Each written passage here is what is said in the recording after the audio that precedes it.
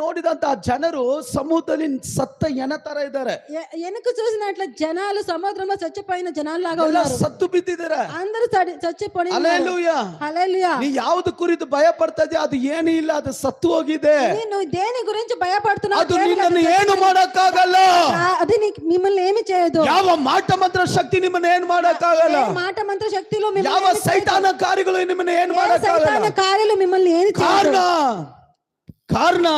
కారణం ఏమంటే ದೇವರು ನಿನ್ನ ಸಂಗಡ ಇದ್ದಾನೆ. దేవుడు మీ జతలో ఉన్నారు. ಓದ್ರಿ ಆ ವಾಕ್ಯನ. ఆ వాక్యం చదువుకుందాం. ಯೆಹೋವನು ಐಗುಪ್ತರಲ್ಲಿ ಆ ದಿನದಲ್ಲಿ ಯೆಹೋವನು ಇಸ್ರಾಯೇಲರನ್ನು ಐಗುಪ್ತರ ಕೈಗೆ ತಪ್ಪಿಸಿದನು.